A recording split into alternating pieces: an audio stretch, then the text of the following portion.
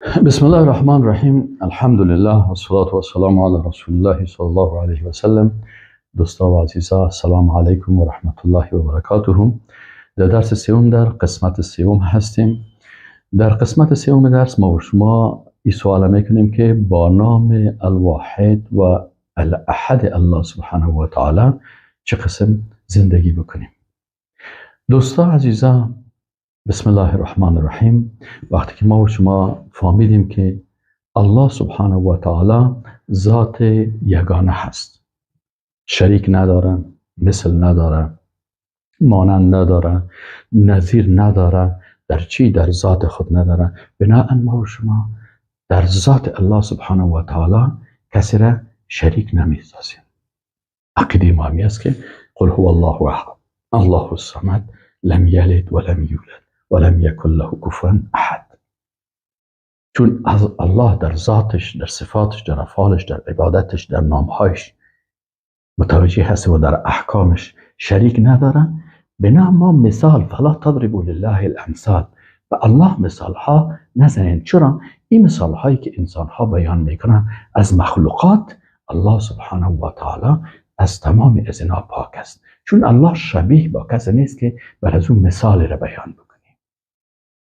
انسان ها دارای صفات خاص خود هستند.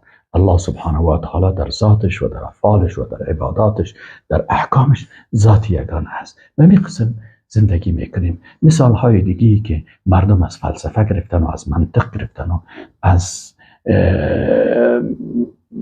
عقل پرستا و از فلسفه های عقل پرستی و ماده پرستی و علم پرستی و مثلا بعضی چیزهای فلسفه های برآمده، سبحان الله، افکاری برآمده که انحرافات ایجاد میکنه.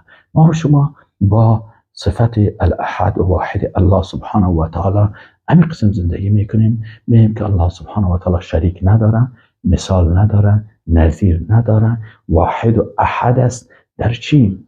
در ذات خود، در صفات خود، در افعال خود، در عبادت خود، در احکام خود. بنابراین کسی را در کل ازی شریک نمیسازیم. چرا؟ در ذاتش میفهمیم که الله سبحانه و تعالی قل هو الله احد. در صفاتش مثلا ما و شما میفهمیم که الله سبحانه و تعالی صفاتی داره که به جلال و عظمت الله شایسته هست. با صفات مخلوقات تشبیه نمیکنیم. اگر کسی تشبیه کرد مشکلات برشون پیدا میشه. یک تعداد از این تشبیه صفات الله با صفات مخلوق چی پیدا شد؟ یک فرقه مجسمه پیدا شد که اونا جسم، العیاذ بالله، برای الله سبحانه و تعالی جسم قائل میشن.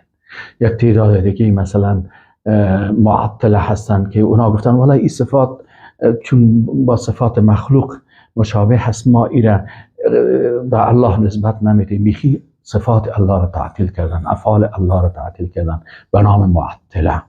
یک تعداد دیگه تشبیه کردن صفات و افعال الله را با صفات مخلوق، مشبهه.